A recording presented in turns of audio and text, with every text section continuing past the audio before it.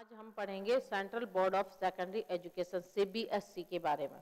भारत सरकार द्वारा माध्यमिक शिक्षा के ढांचे में अनुरूपता लाने के लिए छात्र जिनके अभिभावक समय समय पर एक राज्य से दूसरे राज्यों में स्थानांतरित होते रहते, तो डिफेंस सर्विस वाले बच्चे जिनके माता पिता का ट्रांसफर जो है वो कभी भी हो जाता है, देश के किसी भी हिस्से में हो जाता है, ऐसे में उन बच्चों की पढ़ाई बाधित ना हो इसके लिए जो है सेंट्रल स्कूल्स की स्थापना 1952 में की गई और इसका जो है पाठ्यक्रम पूरा एक रखा गया। पूरे देश केंद्रीय विद्यालयों का पाठ्यक्रम एक रखा गया। पहले इसका नाम सेंट्रल स्कूल था, बाद में इसका नाम जो है केंद्रीय विद्यालय रख दिया गया। ये जो है इसको संचालित करता है केंद्रीय माध्यमिक शिक्षा बोर्ड। ये सन 1868-69 में भारत में स्थित 15 सैनिक स्कूलों के साथ इसका संबंध किया गया था। इस मंडल में 1354 के से ज्यादा स्कूल संबद्ध है तथा केंद्रीय माध्यमिक शिक्षा बोर्ड से मान्यता प्राप्त विद्यालयों की कक्षा 10 और 12 की परीक्षा संचालित करते हैं। बोर्ड ने प्रारंभ में 1963 में केवल 20 केंद्रीय विद्यालय खोले थे।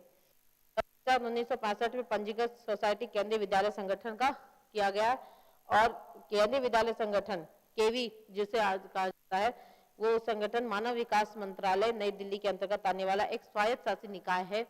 जिसके अध्यक्ष मानव संसाधन विकास मंत्री अथवा राज्य मंत्री होते हैं। संगठन के सर्वोच्च अधिकार आयुक्त को प्रशासनिक शक्तियां दी गई होती हैं। केंद्रीय विद्यालयों के क्षेत्रीय कार्यालय होते हैं जो अपने क्षेत्र के केंद्रीय विद्यालयों का प्रशासन संभालते हैं। जैसे हमारे जयपुर में स्थित क्षेत्रीय कार्यालय सहायक आयुक्त राजस्थान के सभी केंद्रीय विद्यालयों का प्रशासन की देखभाल करते हैं। 1962 में संगठन को मंजूरी मिल गई थी। इस समय 899 केंद्रीय विद्यालय कार्य चल रहे थे, जिसमें से एक काठमांडू और एक मॉस्को में भी है। इन विद्यालयों का पाठ्यक्रम समान होता है।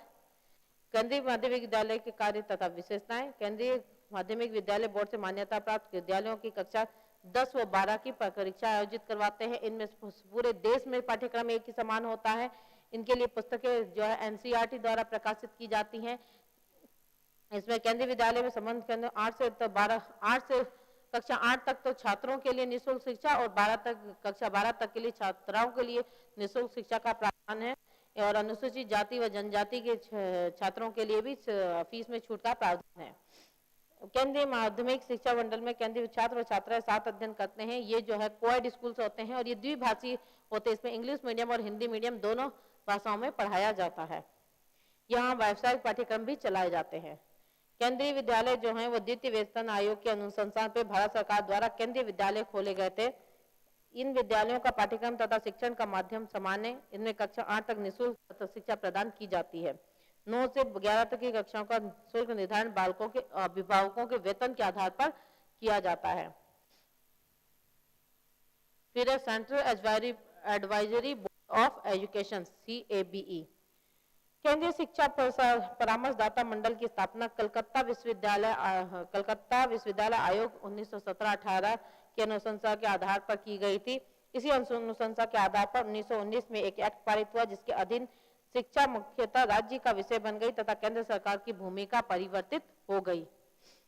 यह अब सलाह देने वाली अभिकरण बन गई तथा इसी आधार पर 1920 में केंद्रीय शिक्षा परामर्शदाता मंडल की स्थापना हुई। Indian Council of Primary Education. अखिल भारतीय प्राथमिक शिक्षा परिषद। अखिल भारतीय प्राथमिक शिक्षा परिषद की स्थापना संविधान के निर्देश 45 की धारा 1 की आपूर्ति के लिए 17 जून 1957 को इस परिषद का उद्देश्य 14 वर्ष तक के बालकों को निःशुल्क अनिवार्य शिक्षा देना अनिवार्य तथा निःशुल्क शिक्षा के लिए आवश्यक कदम उठाना था। केंद्र सरकार प्राथमिक शिक्षा के विकास के लिए प्राय सभी कदम इसी परिषद के माध्यम से उठाती है। इसमें जो सदस्य होते हैं वो होते हैं केंद्रीय शिक्षा सलाहकार समिति के प्रतिनिधि, राज्य सरकारों के प्रतिनिधि, शिक्षा मंत्रालय के प्रतिनिधि, प्रशिक्षण महाविद्यालयों के प्रतिनिधि, अखिल भारतीय माध्यमिक शिक्षा परिषद के प्रतिनिधि, पिछड़े वर्गों एवं बालिकाओं की शिक्षा क्षेत्र के शिक्षाविद। परिषद के जो मुख्य कार्य वो हैं प्राथमिक शिक्षा के संबंध में क्षेत्र व केंद्रीय व राज्य सरकारों को सलाह देना, प्राथमिक शिक्षा की प्रशासनिक वित्तीय व शैक्षिक समस्याओं का प्रति अनुसंधान करना तथा अनुसंधानों का आयोजन करना एवं उन्हें सहयोग देना, प्राथमिक शिक्षा में सुधार की दृष्टि से आवश्यक साहित्य का सृजन करना, उनका प्रकाशन करना, प्राथमिक शिक्षा के क्षेत्र में न्याय दर्श के आधार पर सर्वेक्षण करना, दस संकलन करना और उनका प्रकाशन करना, अनुसंधान की 45वीं धारा के निर्देशों के शीघ्रता पूरा करके कार्यक्रम तैयार करना तथा उनका पुनरावलोकन करना, प्राथमिक शिक्षा की यथास्थिति प्रगति का सर्वेक्षण कर सुधार के लिए आवश्यक कदम उठाना, केंद्र सरकार को प्राथमिक व अनिवार्य शिक्षा के विकास समन्वय के प्रति सलाह देना। Indian Council of Secondary Education, अखिल भारतीय माध्यमिक शिक्षा परिषद। अखिल भारतीय प्राथमिक शिक्षा परिषद की भांति ही अखिल भारतीय माध्यमिक शिक्षा परिषद की भी एक महत्वपूर्ण केंद्रीय परिषद है। इसकी स्थापना 22 मार्च 1955 में हुई थी। इस परिषद का मुख्य कार्य माध्यमिक शिक्षा में गुणात्मक सुधार करना है, माध्यमिक शिक्षा की समस्याओं पर विचार करना तथा उनके समाधान प्रस्तुत करना है, समाधान सरकारों को अवगत कराना। इसका परिषद का मुख्य कार्य 1958 में इस परिषद के अधीन कार्यपालिका संबंधी कार्यों के लिए माध्यमिक शिक्षा परिषद विस्तार निर्देशालय की स्थापना की गई। प्रारंभ में इस परिषद का कार्य केवल सलाह देना मात्र था, परंतु शीघ्र इसे कार्यपालिका के अधिकार भी सौंप दिए गए और ये माध्यमिक शिक्षा को जो है संचालित करने लगी। इसका गठन में जो सदस्य 22 सदस्य होते हैं, इसमें एक शिक्षा मंत्रालय का प्रतिनिधि होता है, वित्त मंत्रालय का प्रतिनिधि होता है, एक सदस्य अखिल भारतीय प्राविधिकी परिषद के होते हैं, एक सदस्य अखिल भारतीय प्राथमिकी परिषद से होते हैं, एक सदस्य विश्वविद्यालय अनुदान आयोग से होते हैं, एक सदस्य अखिल भारतीय शिक्षा समुदाय से होते हैं और एक सदस्य भारतीय शिक्षक शिक्षा संघ से होते हैं। प्रत्येक राज्य से एक प्रतिनिधि होता है। Indian Council of Teacher Technical Education, अखिल भारतीय प्राविधिकी शिक्षा परिषद। इस परिषद की स्थापना देश में प्राविधिकी शिक्षा के प्रोत्साहन के लिए की गई। इसके में जो है इसका अध्यक्ष केंद्रीय शिक्षा मंत्री होता है और इसके सदस्य जो हैं वो 9 प्रतिनिधि केंद्रीय शिक्षा सलाहकार परिषद से, 9 प्रतिनिधि अंतर विश्वविद्यालय बोर्ड से और एक प्रतिनिधि जो है वो प्राविधिकी संस्थानों महाविद्यालयों के संघ के एक प्राचार्य, एक सदस्य संसद सदस्य और एक सदस्य श्रम तथा वाणिज्य विभाग से होते हैं। इसके जो कार्य हैं वो ये परिषद देश की आवश्यकता के लिए पंचवर्षीय योजनाओं के उपयुक्त आंकड़े एकत्रित करता है। किन स्थानों पर प्राविधिकी विद्यालय या महाविद्यालय खोला जाए इस पर सरकार को सलाह देता है। प्राविधिकी शिक्षा संबंधी संस्थाओं की स्थापना हेतु राज्य सरकारों तथा विश्वविद्यालयों को वित्तीय सहायता प्रदान करती है। प्राविधिकी शिक्षा के स्तर का मूल्यांकन करती है। प्राविधिकी शिक्षा संबंधी योजना तथा नीतियों का निर्धारण करती है। यह केवल परामर्शदात्री संस्था ही नहीं है, ये कार्यपालिका। इसके अंतर्गत सारे अधिकार शामिल है कि जो है विश्वविद्यालय तकनीकी विभागों को छोड़ करके सभी विश्वविद्यालयों के जो तकनीकी विभाग हैं उनको छोड़ करके जितने भी तकनीकी विद्यालय महाविद्यालय हैं उन सबका संचालन ये करती है, उन पर नियंत्रण करती है। National council of rural higher education, इस परिषद की स्थापना श्रीमाली समिति के सुझाव पर 1956 ईस्वी में की गई थी। इसके पीछे परिषद केंद्र तथा राज्य सरकारों के ग्रामीण क्षेत्रों में शिक्षा के प्रचार प्रसार समन्वय के लिए एक विशेषज्ञ के रूप में यह समिति कार्य करती थी। इसका कार्य था ग्रामीण विकास की योजना में पहल ग्रामीण क्षेत्रों में शिक्षा के स्तर को बनाए रखने तथा ग्रामीण शिक्षा पर अनुसंधान को बढ़ावा देना था। ग्रामीण विकास की योजनाओं के लिए वित्तीय अनुदान के लिए सरकार को अनुशंसा करना और ग्रामीण तथा नगरीय शिक्षा के मध्य की खाई को कम करना था। फिर स्टेट लेवल एजुकेशन एडमिनिस्ट्रेशन, राज्य स्तरीय शैक्षिक प्रशासन। भारत में 28 राज्य हैं, 28 राज्य और 7 केंद्र शासित प्रदेश हैं। वर्तमान में शिक्षा प्रशासन और केंद्र और राज्य दोनों के अंतर्गत आती है। इसमें जो राजस्थान में जो प्रशासनिक इकाई है उसके अंतर्गत जो आता है एजुकेशन डिपार्टमेंट जो है, इसमें सबसे पहले प्रशासक राज्य स्तरीय प्रशासनिक संरचना में शिक्षा मंत्री, संयुक्त शिक्षा सचिव, अधीनस्थ कर्मचारियों की नियुक्तियां विभागानुसार होती है। इसमें जो है शिक्षा मंत्रालय आता है। शिक्षा मंत्रालय राज्य स्तर पर मंत्रालय का प्रमुख अधिकारी शिक्षा मंत्री होता है। इसकी सहायता हेतु एक मंत्री और 2 उप मंत्री होते हैं। शिक्षा मंत्री जनता का चुना हुआ प्रतिनिधि होता है। ये अपने सहयोगियों के साथ शिक्षा की नीतियां बनाता है और विधानसभा के समक्ष अपने सुझाव प्रस्तुत करता है। शिक्षा मंत्री के कार्य शिक्षा नीति निर्धारण, राज्य की शिक्षा पद्धति के नेतृत्व का कार्य करता है। शिक्षा से संबंधित विषयों पर प्रश्न विधानमंडल के समक्ष उत्तर देना तथा शिक्षा संबंधी विधानमंडल को परामर्श देता है। निजी प्रबंधकों तथा स्थानीय विद्यालयों संस्थाओं को स्कूलों के संचालन में सहायता देता है। शिक्षा सचिवालय एवं शिक्षा निर्देशालय इसके शिक्षा विभाग के 2 प्रमुख अंग हैं। इसके अलावा जो है क्षेत्रीय स्तर पर जिला स्तर पर, ब्लॉक स्तर पर इसके शिक्षा अधिकारी निर्देशक होते हैं।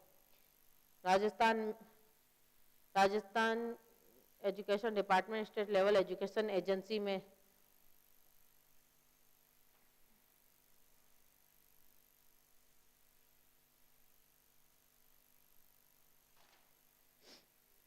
तृतीय पंचवर्षीय योजना के अंतर्गत भारत में लगभग प्रत्येक राज्य, दिल्ली में राज्य संस्थान ऐसा खोले गए। राजस्थान राज्य में विद्यालय शिक्षा के गुणात्मक समन्वय के लिए राज्य सरकार द्वारा गठित प्रोफेसर R.C. मल्होत्रा समिति की अभिशंसा के अनुसार पूर्व में राजस्थान में कार्य शिक्षा संस्थान जो SIE थी, उसके विभिन्न अभिकरणों को समन्वित कर 11 नवंबर 1978 में उदयपुर में राज्य शैक्षिक अनुसंधान और प्रशिक्षण संस्थान SIERT की स्थापना की गई। SIERT से पूर्व जो कार्य थे वो इसके अंदर जो कार्य करते थे वो थे सर्वदेव अभिकरण शिक्षा इकाई अजमेर, शैक्षिक व्यावसायिक केंद्र बीकानेर, राज्य शिक्षा संस्थान उदयपुर, राज्य शिक्षा मूल्यांकन इकाई बीकानेर, राज्य विज्ञान शिक्षण संस्थान उदयपुर, पत्राचार विभाग उदयपुर, राज्य भाषा अध्ययन संस्थान जयपुर, शैक्षिक तकनीकी प्रकोष्ठ जयपुर। ये सभी अभिकरण जो है इसमें कार्य करते थे। SIERT जो है इसमें 9 विभाग हैं। पहला है मानविकी एवं समाज विज्ञान विभाग, दूसरा है विज्ञान एवं गणित विभाग, तीसरा है मनोविज्ञान आधारित व्यावसायिक शिक्षा विभाग, चौथा है अध्यापक शिक्षा विभाग, पांचवा है शैक्षिक आयोजन एवं प्रशासन विभाग, छठा शैक्षिक प्रौद्योगिकी विभाग, सातवां शैक्षिक अनुसंधान एवं प्रसार विभाग, आठवां अनौपचारिक एवं वंचित वर्ग शिक्षा विभाग, नौवां शिक्षा क्रम एवं मूल्यांकन विभाग। जो SIERT इसके प्रमुख जो कार्य हैं वो हैं प्राथमिक उच्च प्राथमिक कक्षाओं के शिक्षकों को सेवा पूर्व और सेवारत शिक्षकों को प्रशिक्षण देना, उनके प्रशिक्षण कार्यक्रमों का आयोजन करना, प्राथमिक उच्च प्राथमिक कक्षाओं के प्रशिक्षण कार्यक्रमों का निर्माण करना, प्राथमिक उच्च प्राथमिक शिक्षा से संबंधित अनुसंधान एवं शैक्षिक सर्वेक्षण कार्य करना, प्राथमिक उच्च प्राथमिक शिक्षा की अधिगम सामग्री का निर्माण करना, अनौपचारिक शिक्षा की व्यवस्था करना, ग्रीष्मकालीन प्रशिक्षण शिविरों का आयोजन करना, शैक्षिक और व्यावसायिक निर्देशन देना, शैक्षिक नवाचारों का प्रचार करना, शिक्षा के गुणात्मक की दृष्टि से समन्वय करना, शैक्षिक कार्यक्रमों का नियोजन और निष्पादन करना, सांख्यिकी सूचना व आवश्यकता अनुसार उनका उपयोग करना, क्षेत्रीय कार्य शिक्षा का विस्तार करना, प्राध्यापकों एवं परिवीक्षक अधिकारियों को अभिनव करना, परीक्षा पद्धति में सुधार एवं जांच उपकरणों का निर्माण करना, प्राथमिक उच्च प्राथमिक विद्यालयों में मूल्यांकन प्रौद्योगिकी व तकनीकी का विकास कर उनका प्रशिक्षण देना, शिक्षकों के मार्गदर्शन के लिए उच्च माध्यमिक प्राथमिक स्तर की पुस्तकों के संबंधित संदर्शिका एवं कार्य पुस्तक प्रकाशित करना, अल्पकालिक पाठ्यक्रम का आयोजन करना, और शिक्षा प्रसार सेवा का आयोजन करना, विभिन्न समन्वय सामंजस्य स्थापित करना, विभिन्न विभागों के मध्य समन्वय सामंजस्य स्थापित करना, शैक्षिक उन्नयन हेतु प्रशिक्षण व अनुसंधान करना, शिक्षा संबंधी शोध कार्य विकास करना, माध्यमिक एवं उच्च माध्यमिक सेवारत शिक्षकों तथा औपचारिक शिक्षा अनुदेशों प्रशिक्षकों का प्रशिक्षण की व्यवस्था करना। Period diet district institution of educational and training, जिला शिक्षा प्रशिक्षण संस्थान। जिला स्तर पर शैक्षिक विकास एवं प्रशिक्षण प्रदान करने के लिए सरकार द्वारा जिला शिक्षण एवं प्रशिक्षण संस्थान स्थापित किए गए हैं। अब तक देश में लगभग 428 डाइट्स की स्थापना की जा चुकी है। प्रत्येक संस्थान को 7 उप इकाइयों में बांटा गया है। जो डाइट इसके प्रमुख कार्य हैं शिक्षण प्रशिक्षण कार्यक्रम चलाना। डाइट द्वारा प्राथमिक विद्यालयों के शिक्षकों के प्रशिक्षण पाठ्यक्रम आयोजित किए जाते हैं। इसके अतिरिक्त सेवारत शिक्षकों के लिए प्रशिक्षण कार्यक्रम आयोजित किए जाते हैं। संस्थान द्वारा जिला स्तर पर विभिन्न शैक्षिक तकनीकों के विकास एवं प्रयोग पर शैक्षिक कार्य किए जाते हैं। प्रशासनिक अधिकारियों के अभिविन्यास कार्यक्रम विद्यालयों के अध्यापकों के लिए, संकुल प्रधानों के लिए और खंड स्तर के विस्तार अधिकारियों हेतु अभिविन्यास कार्यक्रम आयोजित किए जाते हैं। विभिन्न योजनाओं के लिए कार्यकारी शिक्षण प्रदान करना, अनौपचारिक शिक्षा के प्रवेश हेतु और प्रौढ़ शिक्षा के अनुदेशकों हेतु शैक्षिक कार्यकर्ताओं को तैयार करना, जिला बोर्ड के सदस्य, ग्राम शिक्षा समिति के सदस्य, सामुदायिक केंद्रों के सदस्य कर्मचारी और अन्य समाजसेवी संस्थानों कर्मचारियों को प्रशिक्षण देकर के उन्हें तैयार करना। Institute for advanced study in education IASE। उच्च शिक्षा में गुणात्मक सुधार हेतु NEP 1986 के तहत देश में कुछ IASE संस्थानों की स्थापना की गई। IASE का जो प्रमुख कार्य है वह प्राथमिक शिक्षा में सुदृढ़ विकास के लिए प्राथमिक शिक्षकों को प्रारंभिक शिक्षकों को प्रशिक्षण प्रदान करना, उच्च शैक्षिक पाठ्यक्रमों का संचालन करना। इसमें से कुछ तो MAd, MPhil, PhD के पाठ्यक्रम भी निर्धारित करते हैं।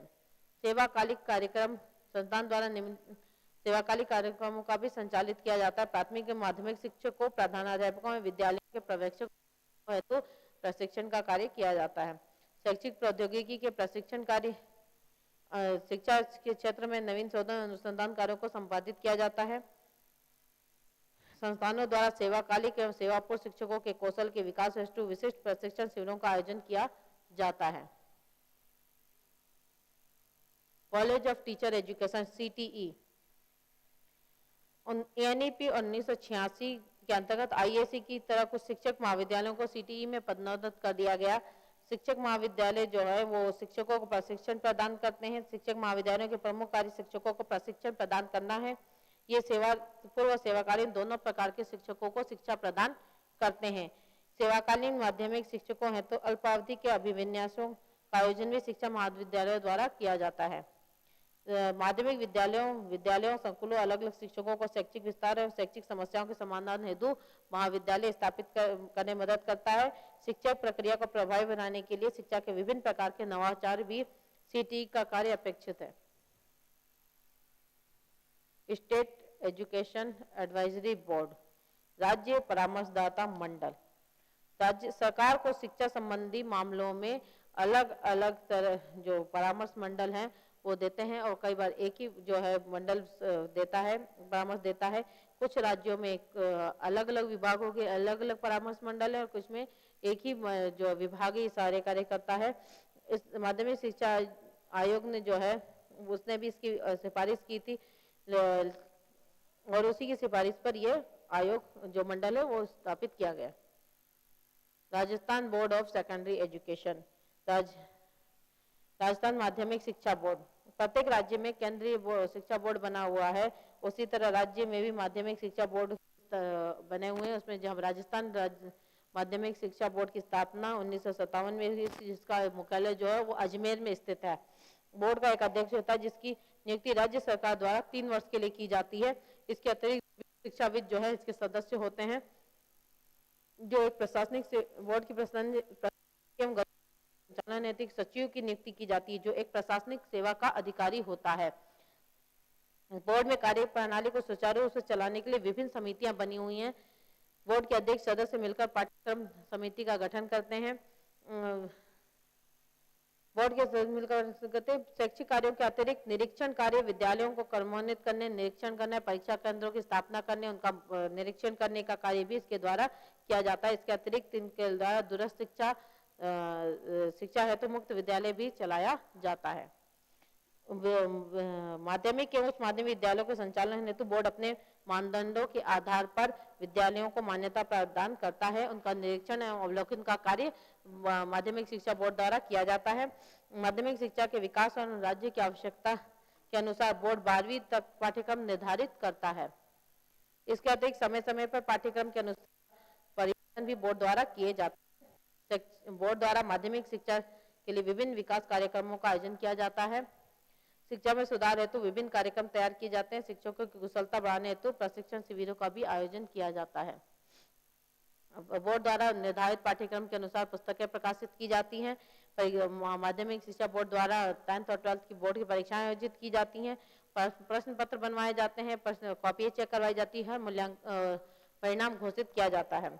मूल्यांकन हेतु विविध कार्य किए जाते हैं। उत्तर पुस्तिकाओं की जांच के बाद बोर्ड द्वारा परीक्षा परिणाम घोषित किया जाता है। District primary education program DPEP राज्य के 6 से 14 वर्ग के समस्त बालक बालिकाओं को विद्यालय से जोड़ने, उनका विद्यालय में ठहराव सुनिश्चित करने तथा गुणात्मक शिक्षा प्रदान करने हेतु जो है district primary education program DPE की लागू 3 नवंबर 1997 में प्रारंभ किया गया। इसकी विशेषता है, इसकी प्रक्रियाओं में लचीलापन होता है, विकेंद्रीकृत प्रबंध व्यवस्था होती है, सामाजिक क्षमता वृद्धि होती है और सामुदायिक सहभागिता बढ़ती है। राजस्थान स्टेट ओपन स्कूल औपचारिक शिक्षा से वंचित विभिन्न आयु वर्ग के लोगों के लिए, भले बच्चे हों प्रौढ़ हो, सबको शिक्षा से जोड़ने के लिए राजस्थान सरकार द्वारा राजस्थान स्टेट ओपन स्कूल की स्थापना की गई। इसका उद्देश्य जो है समूची साक्षरता को बढ़ावा देना है। SSA सर्व शिक्षा अभियान भारत सरकार द्वारा संचालित प्रारंभिक शिक्षा के सार्वजनिकरण की समयबद्ध परियोजना है, जिसमें भारत सरकार, राज्य सरकार व जनप्रतिनिधियों की सहभागिता होती है। यह अभियान शिक्षा की गुणवत्ता स्थापित करने के लिए कार्यरत है। इसमें पंचायती राज संस्थानें, विद्यालय प्रबंध समिति एवं PTMA, ATMS, महिला समूह इत्यादि इसके अंतर्गत कार्य करते हैं। Education administration in Rajasthan. Rajasthan में शैक्षिक प्रशासन। राजस्थान में शैक्षिक प्रशासन जो है वो कई भागों में बटा हुआ है। इसके अंतर्गत जो सबसे पहले आता है वो राजस्थान शिक्षा सचिवालय आता है, जिसमें राजस्थान प्रांत की सभी शिक्षा से जुड़ी नीतियों का निर्धारण शिक्षा मंत्री द्वारा किया जाता है और इसके सहयोग के लिए एक मंत्री और 2 उप मंत्री होते हैं। ये विधानसभा के प्रति उत्तरदायी होता है और ये निर्वाचित होकर के आता है, चुना जाता है। जनता द्वारा निर्वाचित सदस्य ही शिक्षा मंत्री के पद करता है। फिर दूसरा है राजस्थान शिक्षा निर्देशालय। शिक्षा निर्देशक कार्य नीतियों के उचित क्रियान्वयन की योजना एवं आदेश लागू करना होता है। इनका प्रमुख कार्य राज्य में प्राथमिक शिक्षा एवं माध्यमिक शिक्षा के लिए अलग अलग निर्देशालय बने हुए हैं। प्राथमिक शिक्षा के लिए प्राथमिक शिक्षा निर्देशालय बीकानेर एवं माध्यमिक शिक्षा के लिए माध्यमिक शिक्षा निर्देशालय बीकानेर में स्थापित है। इसके प्रत्येक निर्देशालय का एक अधिकारी, एक शिक्षा निर्देशक होता है। इसके अंतर्गत संयुक्त निर्देशक, उप निर्देशक, जिला शिक्षा अधिकारी एवं निर्देशालय के निर्देशक कार्य करते हैं। फिर निरीक्षण अधिकारी। राजस्थान राज्य में शिक्षा विभाग के शैक्षिक निरीक्षण कार्य का अधिकार निर्देशक, अतिरिक्त निर्देशक, उप निर्देशक, वृत्त निर्देशक, जिला शिक्षा अधिकारी, उप जिला शिक्षा अधिकारी, शिक्षा विस्तार अधिकारी के पास होता है।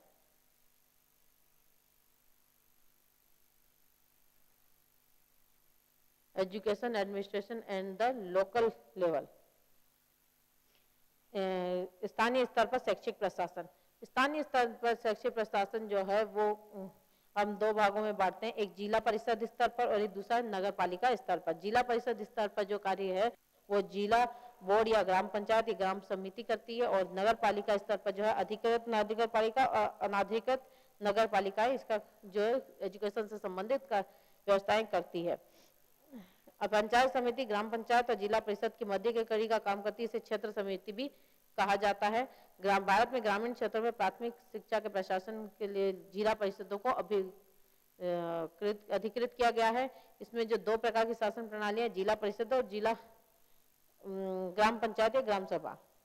ग्राम पंचायत जिला परिषद में एक शिक्षा समिति का गठन या जो कुछ प्राथमिक विद्यालयों के शैक्षिक प्रशासन का कार्य देखती है। और नगर परिषदों की 2 प्रकार की शहरी संस्थाएं निकाय कार्य करती है, जिन्हें नगर पालिका और नगर परिषद कहते हैं। ये 2 प्रकार की होती है, अधिकृत और अनाधिकृत। प्राथमिक शिक्षा के विकास में 1 लाख से अधिक का व्यय करने का अधिकार नगर परिषदों को अधिकृत है तथा 1 लाख से कम शैक्षिक व्यय का अधिकार रखने वाली नगर परिषदों को अनाधिकृत नगर परिषद कहते हैं।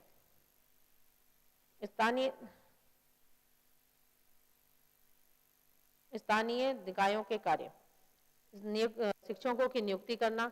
विभिन्न विद्यालयों में जिला स्तर पर जितने भी स्कूल चल रहे हैं उनमें शिक्षकों की नियुक्ति करना इसके अंतर्गत आता है।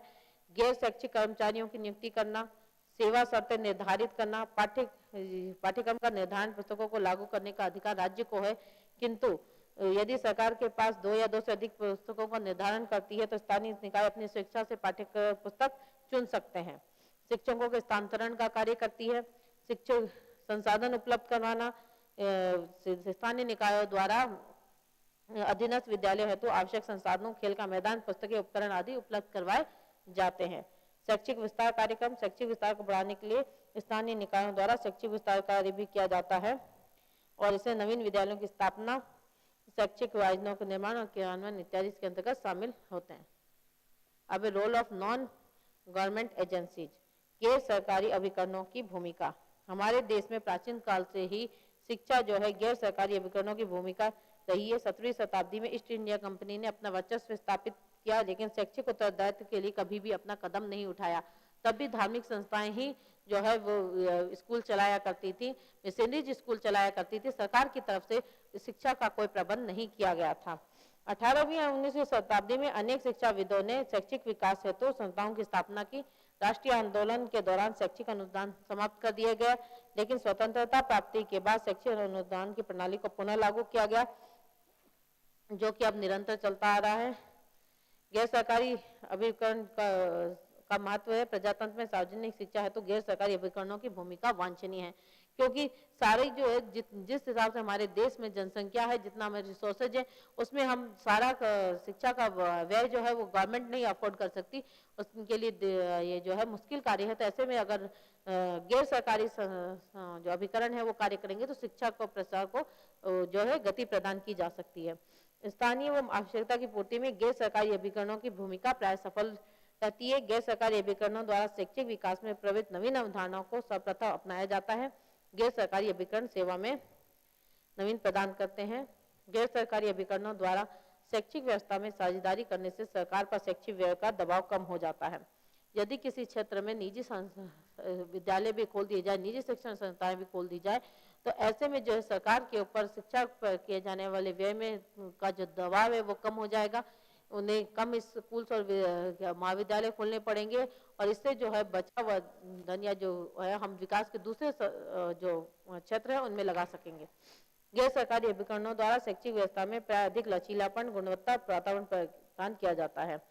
सरकारी स्कूलों में जो है एक नियम जो केंद्र सरकार की तरफ से या राज्य सरकार की तरफ से बन के आ गए, उसी का पालन करना अनिवार्य होता है। जबकि गैर सरकारी जो एजेंसीज हैं जो अभिकरण है, जब वो उनके विद्यालयों में की बात होती है, जब उनके संस्थानों की बात आती है, तो उनमें गुणवत्ता भी अधिक होती है। आप सभी ने देखा है कि प्राइवेट स्कूलों का में पढ़ाई का स्तर जो है सरकारी स्कूलों की अपेक्षा ज्यादा अच्छा देखा जा रहा है आजकल, और उनमें जो है सुविधाएं भी सरकारी स्कूलों से ज्यादा अच्छी होती हैं। गैर सरकारी अभिकरणों का संगठन। गैर सरकारी अभिकरण पंजीकृत निकाय होते हैं, जिनकी अपनी प्रबंध समितियां होती हैं जो योजना के निर्माण एवं क्रियान्वयन का दायित्व निभाती हैं। प्रत्येक प्रबंधन समिति का एक अध्यक्ष, एक सचिव होता है। ये अपने कार्यों को तब तक प्रारंभ नहीं करते जब तक कि इन्हें सरकारी अनुदान प्राप्त न हो जाए। अतः गैर सरकारी अभिकरणों को इस संगठन पर निर्भर रहना पड़ता है। गैर सरकारी अभिकरणों के प्रकार। पहला है व्यक्ति विशेष द्वारा संचालित संस्थान। इन संस्थानों का उद्देश्य आर्थिक लाभ कमाना होता है। ये एक व्यक्ति अथवा उनके द्वारा संगठित समिति द्वारा जब ये विद्यालय या संस्थान खोले जाते हैं, ये अपनी आवश्यकताएं पूर्ति का साधन स्वयं निर्धारण करते हैं, स्वयं वहन करते हैं। दूसरा ट्रस्ट द्वारा संचालित संस्थान। शिक्षा समिति एवं ट्रस्ट द्वारा संचालित संस्थान जो होते हैं वे सार्वजनिक कार्यों के उद्देश्यों से चलाए जाते हैं। ये राष्ट्र के विकास हेतु शैक्षिक प्रचार का कार्य करते हैं। इनका सामाजिक लक्ष्य होता है सार्वजनिक संसाधनों का उपयोग शैक्षिक विकास के लिए करते हैं। तीसरा धार्मिक संगठनों द्वारा संचालित। भारतीय लोकतंत्र में धर्म निरपेक्षता के सिद्धांत को अपनाया गया। अतः कोई भी धार्मिक संगठन अपने विद्यालय चला सकता है, लेकिन जिस भी विद्यालय को सरकार द्वारा अगर फंड दिया जा रहा है तो वहां पे किसी धर्म की शिक्षा नहीं दी जा सकती। लेकिन अगर वो नॉन फंडिंग एजेंसी है, वो स्वायत्त संस्था है, तो वो अपने उसमें धर्म की शिक्षा दे सकती है। मिशनरियों द्वारा स्थापित संस्थान। ये संस्थाएं भी धार्मिक संस्थाओं का एक विशिष्ट रूप है। ये प्राय प्राचीन एवं नवीन अवधारणाओं में सामंजस्य स्थापित करती है। उपरोक्त संस्थाओं को सरकारी सहायता के आधार पर 3 प्रकार से विभाजित कर सकते हैं। मान्यता एवं अनुदान प्राप्त। ये वह संस्थान है जिन्हें सरकार मान्यता भी देती है और उनका खर्च भी वहन करती है, उन्हें अनुदान देती है। दूसरा है गैर अनुदानित मान्यता प्राप्त। ये वे संस्थान है जिन्हें सरकार मान्यता तो देती है लेकिन फंड नहीं देती। वे स्वपोषित विद्यालय होते हैं लेकिन तो सरकार द्वारा मान्यता प्राप्त होते हैं। और तीसरा है गैर मान्यता प्राप्त। ये अनाधिकृत संस्थान होते हैं जिन्हें ना तो सरकार की तरफ से मान्यता प्राप्त होती है, ना ही इन्हें सरकार की तरफ से फंड प्रोवाइड किया जाता है। राजस्थान में गैर सरकारी अभिकरणों की स्थिति। राजस्थान में गैर सरकारी संस्थानों को पर्याप्त महत्व प्रदान किया गया है। यहाँ सभी प्रकार की संस्थाएं कार्यरत हैं। शिक्षा के प्रचार प्रसार हेतु सरकार द्वारा वांछित सुविधाएं प्रदान की जा रही हैं। गैर सरकारी अभिकरण विद्यालयों के अतिरिक्त महाविद्यालय, प्रशिक्षण संस्थानों एवं विश्वविद्यालय भी शिक्षा की व्यवस्था में सक्रिय हैं। इसी के साथ हमारा पेपर 9 समाप्त होता है।